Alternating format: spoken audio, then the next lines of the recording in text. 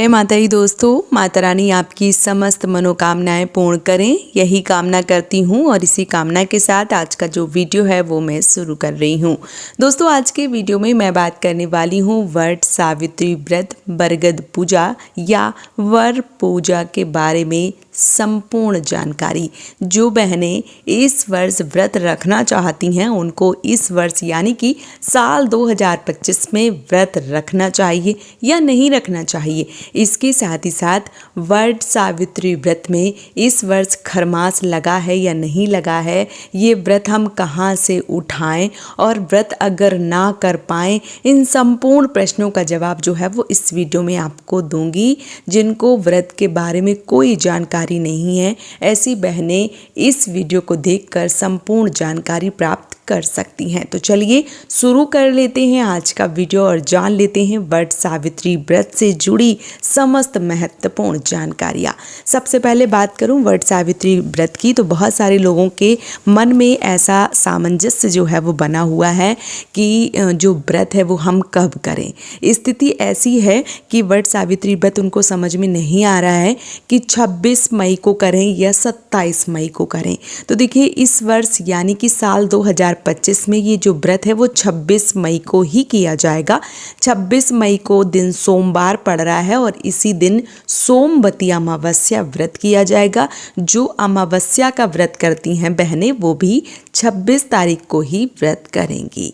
कोई दुविधा जो है वो आपको अपने मन में नहीं लानी है, 26 तारीख को ही इस व्रत को आपको करना है।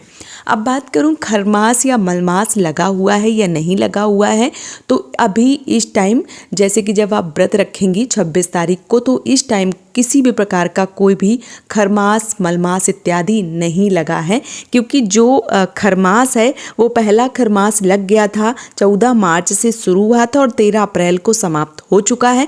तो अभी सभी प्रकार के वैवाहिक कार्यक्रम जो भी चीज़ें हैं वो सब शुरू हो गई हैं। तो ऐसे में आप नया व्रत धारण कर सकती हैं और जो व्रत है वो फिर कब से बंद हो जाएंगे, तो जब चातुर्मास आएगा, जब भगवान श्री हरि विष्णु सो जाएंगे, 6 जुलाई से सो जाएंगे और 1 नवंबर को जब देवउठनी एकादशी होगी तब जागेंगे, तो ये 4 महीने चातुर्मास रहेगा। तो इन 4 महीने में किसी भी प्रकार का कोई भी व्रत जो है वो नहीं उठाया जाएगा। तो अभी इस टाइम आप नया व्रत धारण कर सकती हैं।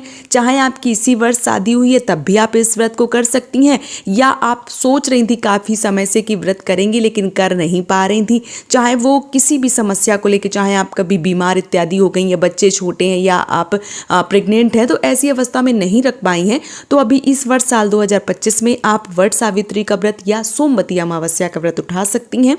कोई दिक्कत कोई परेशानी जो है वो नहीं है।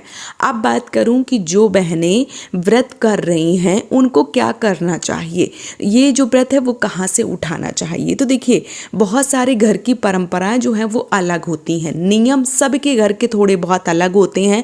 मैं कहूँ कि ऐसा होता है, आप कहें ऐसा होता है, तो ऐसा नहीं होता है। सबके घर के जो रीति हैं, रिवाज हैं, नियम हैं, परंपराएं हैं, वो सबके घर की थोड़ी जो है वो अलग होती हैं।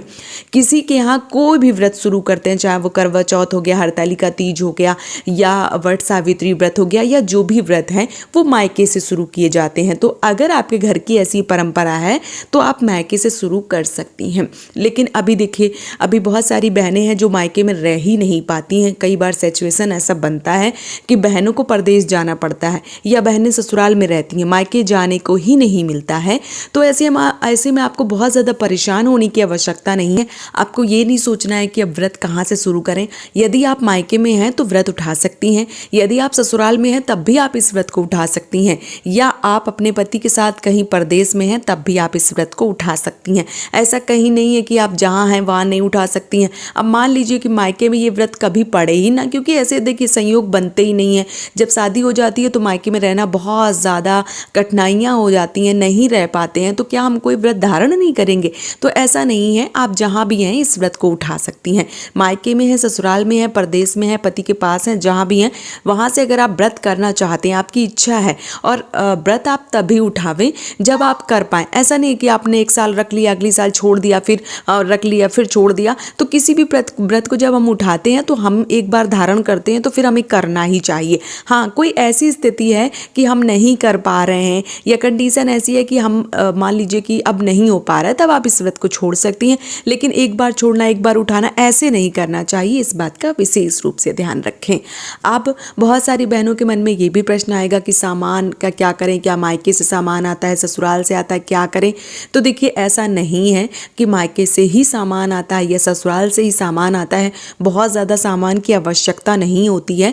पूजा का सामान होता है वही 16 सिंगार होते हैं, फल हो गया या जो चीज़ें आप चढ़ाना चाहते हैं वट वृक्ष के नीचे, वही सब सामान होता है। बहुत ज़्यादा खर्चा नहीं होता है। रह गई सामान की बात, तो आप अपने पैसों से, पति के पैसों से सब खरीद सकती हैं।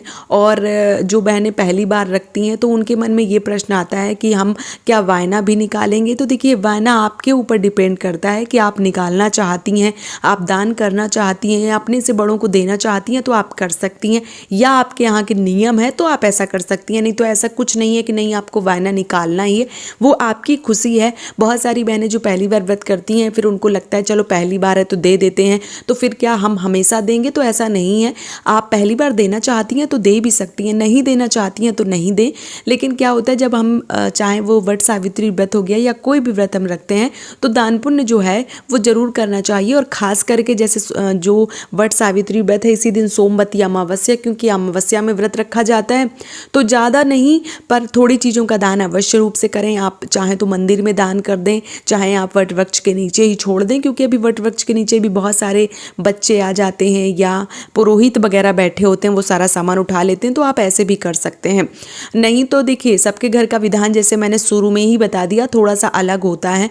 बहुत सारे घरों में पंखा जो हाथ वाला पंखा, बांस वाला पंखा होता है जिसको लोग बेना के नाम से भी जानते हैं, तो उस पंखे के ऊपर कुछ सामग्री जैसे वो प्रसाद हो गया, सिंगार की चीज़ें हो गई, वो रख के दान किया जाता है। तो अगर आपके यहाँ ऐसा होता है तो आप दान कर सकते हैं। अगर आपके यहाँ ऐसा नहीं होता है तो फिर आप वट वृक्ष के नीचे ही कुछ सामान जैसे मान लीजिए कि थोड़ी सी प्रसाद के रूप में विंदी हो गई या जो मान लीजिए खाने पीने का मिठाई इत्यादि प्रसाद है या जो भी चीज़ें आप चढ़ा रहे हैं वो थोड़ी सी वहाँ पे छोड़ सकते हैं और बाकी आप अपने घर ले जा सकते हैं। ठीक है, ये भी हो गया आपका। अब बात आती है पहनने की। तो देखिए कोशिश करिए, जो बहनें पहली बार इस व्रत को उठा रही हैं, जिनकी शादी इसी वर्ष हुई है, कोशिश करिए आप अपनी शादी का जो साड़ी है, लहंगा है, जोड़ा है, जो भी है वो आप पहन के इस व्रत को करें। लेकिन ऐसा करना संभव नहीं है, आप घर से दूर हैं, वो चीज़ें आपके पास नहीं है, तो आप कोई भी साड़ी पहन सकती हैं। कोरी साड़ी भी पहनने का विधान नहीं है कि नहीं आपको कोरी पहनना है। बहुत सारे बहनों का ऐसा मानना है कि कोई भी व्रत हम नया धारण करते हैं तो हमें कोरी साड़ी पहनना चाहिए, तो नहीं। कोई भी आप पुस्तक, धार्मिक ग्रंथ जो भी उठा लीजिए, सब जगह यही वर्णन है कि साफ स्वच्छ धुले हुए वस्त्र जो है वो धारण करने चाहिए। तो आप पहनना चाहती हैं अगर नया तो आप पहन सकती हैं, ऐसा नहीं है कि आप नहीं पहन सकती हैं। पहनना चाहती हैं तो पहन सकती हैं, लेकिन ऐसा नहीं है कि आपको नया ही वस्त्र धारण करना है।